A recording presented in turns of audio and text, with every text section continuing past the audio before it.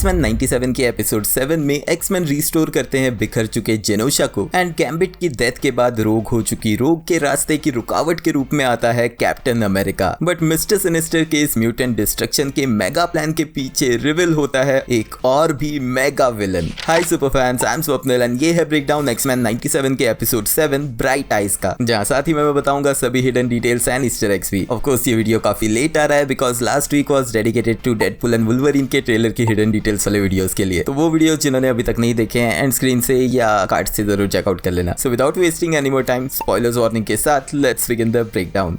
Episode की शुरुआत होती है गैम्बिट के फ्यूनरल से एंड इस फ्यूनरल को परफॉर्म करता है night crawler and even though इस सीन में बारिश हो रही है फिर भी उसके सभी दोस्तों के चेहरों पे आंसू हम देख सकते हैं। नाइट क्रॉलर गैम्बिट को एक हीरो बुलाता है लेकिन साथ ही में वो अपनी स्पीच में मेंशन करता है थीव्स गिल्ड को। ये वही टीम है जिसका मेंबर गैम्बिट पहले था एंड इसी टीम के मेंबर के रूप में गैम्बिट का ब्रदर बॉबी भी इस फ्यूनरल का पार्ट बनता है। बाकी सभी एक्समैन यहाँ पे प्रेजेंट होते हैं सिवाय रोग के, जिस चीज को लेके जुबिली पहले गुस्सा होती है लेकिन वुल्वरीन उसे कहता है कि grief is a lonely war, जो रोग को अकेले ही लड़ना पड़ेगा। लेकिन नाइट क्रॉलर उन्हें करेक्ट करते हुए बताता है कि वो सिर्फ ग्रीफ से बैटल नहीं कर रही, जेनोशा में जो उन्होंने देखा है उसे डर है कि रोग कुछ गलत कर बैठेगी एंड रोग ऐसा ही करती है। वो अटैक करती है एक मिलिट्री बेस पे जहाँ पे म्यूटेंट्स कैद हो सकते हैं। इस फाइट में रोग सबसे पहले सुपर हीरो लैंडिंग पोज लेती है लेकिन इसके बाद वो एक एनिमे किक भी करती है। ये एनिमे किक इंस्पायर्ड है Japanese anime Kamen Rider style से, लेकिन इसके अलावा रोग के फाइटिंग मूव्स मैच करते हैं 1998 की game X-Men versus Street Fighter के मूव से। इस बेस के अंदर इसके इंचार्ज के रूप में दिखता है जनरल थेडियस रॉस एके थंडरबोल्ट रॉस और वो रोग के अटैक से डरता नहीं है क्योंकि ये जगह बनाई गई थी हल्क को रोकने के लिए। बट रोग इस बेस में इजीली एंटर कर जाती है एंड वो कहती है कि जेल तोड़ के भागना मुश्किल होता है, जेल के अंदर घुसना नहीं। वो रॉस से हेनरी गायरेच और बॉलिवर ट्रास्क की लोकेशन पता करती है। एक्सपेंशन में स्कॉट समर्स प्रेसिडेंट कैली से बात करता है और जेनोशा में म्यूटेंट्स की हेल्प के लिए और मदद मांगता है। बट कैली कहता है कि वेल कूपर मिसिंग है और उसके जाने के बाद अब वो म्यूटेंट्स की और हेल्प नहीं कर सकता, जिसपे गुस्सा होकर स्कॉट खुद ही एक्समैन टीम को लेके पहुंचता है जेनोशा खुद मदद करने। यहाँ पहुंचते ही बीस्ट कहता है लुक फॉर द हेल्पर्स, जहाँ वो कोट कर रहा है फ्रेड मैकफिली रॉजर्स एके मिस्टर रॉजर्स को, जो एक अमेरिकन टेलीविजन होस्ट और ऑथर थे एंड उनका कहा ये कोट डिस्ट्रक्शन के बीच पॉजिटिविटी पे फोकस करने की हिदायत देता है। यहीं पे साथ में दिखता है रोबर्टो भी, जिसे बॉक्स पकड़ाता है एक ह्यूज गाय जो एक्चुअल में है स्ट्रॉन्ग गाय, एक मेंबर फॉर्ज की एक्स फैक्टर टीम का। इनफैक्ट एपिसोड 5 की एक्स फैक्टर टीम वाली फोटो में ये कैरेक्टर दिखा था। यहीं रॉबर्टो को जुबिली हिदायत देती है कि उसे अपनी फैमिली के सामने बता देना चाहिए कि वो एक म्यूटेंट है। बीस जाता है एक मेडिकल टेंट में जहां वो मिलता है एक और म्यूटेंट एमिलिया वॉट से। एमिलिया यहाँ पे एक नर्स है जिसकी एबिलिटीज है मैटर को वेपर्स में चेंज करने की। ये कैरेक्टर ओरिजिनल एक्समैन सीरीज में दिख चुकी है मैग्नीटो के एस्ट्रॉइड एम में। इनफैक्ट ये प्रोफेसर चार्ल्स एक्सेवियर की फॉर्मर लव इंटरेस्ट भी थी। फॉर्मर से करंट यहाँ पहुंचती है न्यूज एंकर ट्रिश टिल्वी, लेकिन शूटिंग करने की जगह वो बीस्ट का हाथ पकड़ के उसके साथ डिस्कस करने जाती है, कंफर्म करते हुए कि ये एक रोमांटिक एंगल बन सकता है। लेकिन जब टिल्वी कमेंट करती है ह्यूमैनिटी और उसके म्यूटेंट काइंड के फियर को लेके तो बीस्ट फ्रस्ट्रेट होकर उसे जाने को कहता है। यहाँ रॉस से इन्फॉर्मेशन लेकर रोग माउंटेन्स में एक कैबिन पे पहुंचती है जहाँ बाहर हमें दिखती है एक फेमिलियर मोटरसाइकिल एंड उड़ती हुई शील्ड आती है जो रोकती है रोग को उसकी जगह पे। यस, ये है कैप्टन अमेरिका स्टीव रॉजर्स। अब यहाँ पे मल्टीपल रेफरेंसेस देखने मिलते हैं एमसीयू के भी, क्योंकि कैप्टन अमेरिका को दिखाने के टाइम एमसीयू वाली थीम प्ले होती है। साथ ही में उसकी मोटरसाइकिल की licence plate AVN A10 reference है 1967 की अवेंजर्स एनुअल इशू 10 का, जिसमें रोग फर्स्ट टाइम फीचर हुई थी। प्लस यहाँ पर कैप्टन अमेरिका को वॉइस ओवर कर रहे हैं एक्टर जॉश कीटन, जिन्होंने एमसीयू की व्हाट इफ सीरीज में भी स्टीव रॉजर्स को वॉइस ओवर किया है। कैप्टन भी गायरेज को ढूंढते हुए यहाँ तक पहुंचा है एंड वो दोनों एक साथ जाते हैं एक हिडन लिफ्ट के थ्रू नीचे बेसमेंट में। ये सिमिलर फील्स देता है जैसा captain America the winter soldier में हमें इस सीन में देखने मिला था, जहाँ नताशा और स्टीव इसी तरह बेस में गए थे। इनफैक्ट यहाँ के मॉनिटर्स भी उसी तरह के पुराने दिखते हैं जिन पे लिखा है OZT,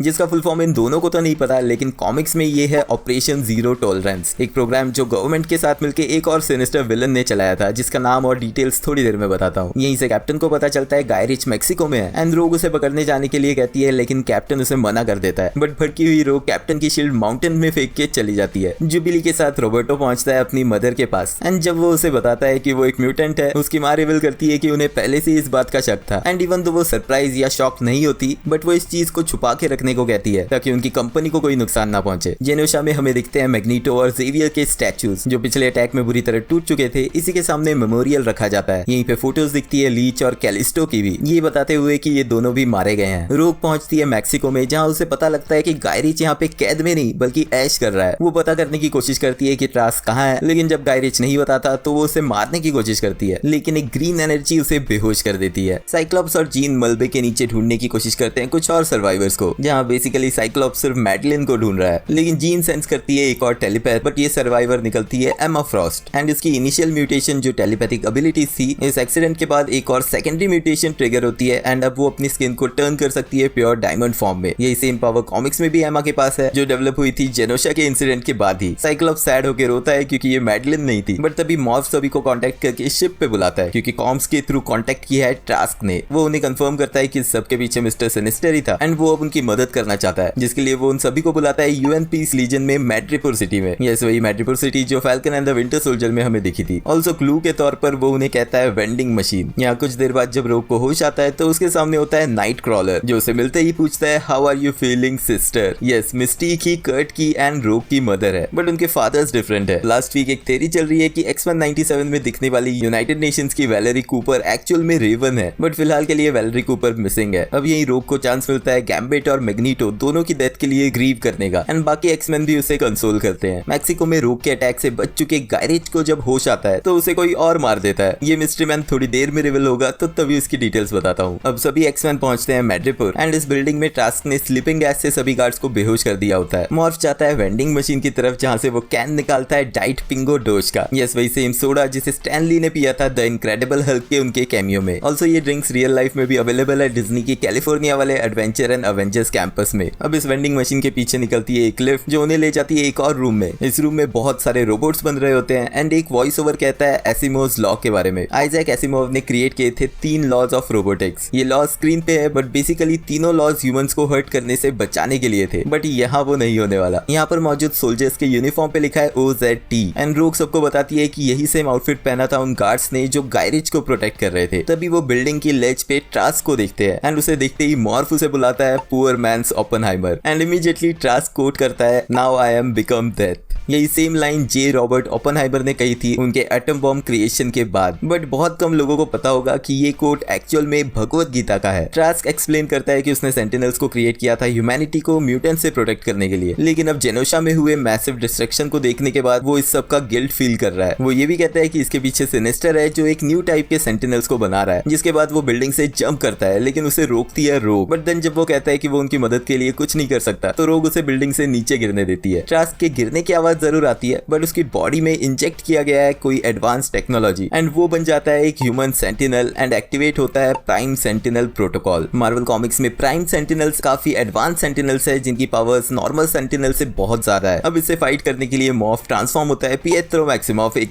क्विकसिल्वर में, लेकिन एक एक करके सभी एक्समैन को ट्रास्क प्राइम सेंटिनल हरा देता है। लेकिन इसी फाइट सीन में हमें इस लोकेशन पे बहुत सारी कंपनीज देखने मिलती है जो सभी फीचर्ड है मार्वल कॉमिक्स एंड MCU में भी। इनमें आती है Roxxon, Stark Industries, Hammer Industries, Vista Corp and DaCosta International जो कंपनी है रॉबर्टो डाकोस्टा की फैमिली की। अब लास्ट में बचे साइक्लॉप्स के बैटल हारने के टाइम ही केबल टाइम ट्रैवल करके वहां पहुंचता है और अपने फ्यूचरिस्टिक बॉम्ब से ट्रास्क को मारता है। जीन इमीडिएटली रियलाइज करती है कि वो नेथन है, लेकिन केबल के पास फैमिली रियूनियन का टाइम नहीं है। वो उन्हें वार्न करता है कि मिस्टर सिनिस्टर उससे भी ज्यादा सिनिस्टर पर्सन के साथ काम कर रहा है एंड उन्हें उसे जल्दी ही रोकना होगा। एंड नेक्स्ट सीन में हमें देखने मिलता है ये सिनिस्टर पर्सन जो है बैस्टियन। 1996 की एक्समैन इशू 52 में दिखा बैस्टियन एक्चुअल में एक मिस्टीरियस आदमी था सेबेस्टियन गिलबर्ट नाम का, जिसने पहले तो यूएस गवर्नमेंट में जगह बनाई, जिसके बाद उसने शुरू किया ऑपरेशन जीरो टॉलरेंस जो क्रिएट की गई थी म्यूटेंट्स को मारने के लिए। एंड यहाँ भी बैस्टियन ही OZT के पीछे है। कॉमिक्स में बहुत लेट जाके ये पता चला कि बैस्टियन एक्चुअल में Sentinel master mould plus Sentinel Nimrod जो एक ऑल्टरनेट फीचर को बिलोंग करता है, इन दोनों का कॉम्बिनेशन था। उसके पास पावर्स थी सेंटिनल्स की, लेकिन साथ ही में वो बाकी ह्यूमंस को भी प्राइम सेंटिनल्स में टर्न कर सकता था, जो चीज उसने की इस एपिसोड में बॉलीवुड ट्रास्क के साथ। एंड इसी सीन में हमें पता चलता है कि मिस्टर सिनिस्टर बैस्टियन के साथ ही काम कर रहा था एंड जेनोशा में जो अटैक हुआ उसके पीछे भी बैस्टियन ही था, लेकिन अब बैस्टियन क्रिएट कर रहा है प्राइम सेंटिनल्स की एक ब्रीड। इस रूम में मिस्टर सिनिस्टर एंड बैस्टियन इस टीवी पे देख रहे हैं वही फीड जो पिछले एपिसोड में हमने शियार प्लैनेट पे जेवियर्स की वेडिंग के बारे में देखी थी। लेकिन सबसे बड़ा शॉक आता है लास्ट सीन में, जहाँ पे एज गेस्ट हमें पता चलता है कि मैग्नीटो जिंदा है, लेकिन इस बार वो कुछ बुरा नहीं कर रहा था, उसे कैप्चर किया है बैस्टियन ने एंड वो उसे प्रिपेयर कर रहा है नेक्स्ट प्राइम सेंटिनल बनाने के लिए, जहाँ पे एपिसोड 7 खत्म होता है। अब नेक्स्ट एपिसोड में एक्समैन की टीम का सामना हो सकता है मैग्नीटो प्राइम सेंटिनल से। ऑल्दो वो डिपेंड करता है कि ये वीडियो मैं कब रिलीज करता हूँ, क्योंकि अगर थर्सडे को होगा तो वेडनेसडे को ऑलरेडी नेक्स्ट एपिसोड आ चुका होगा। बट डोंट वरी, एपिसोड 8 का ब्रेकडाउन इसी वीक में होगा। सो तब तक एंड स्क्रीन से रिकमेंडेड वीडियो जरूर चेकआउट कर लेना एंड वीडियो अगर एंड तक देख रहे हो तो लाइक भी कर देना क्योंकि वो एकदम फ्री है। मिलते हैं नेक्स्ट वीडियो में।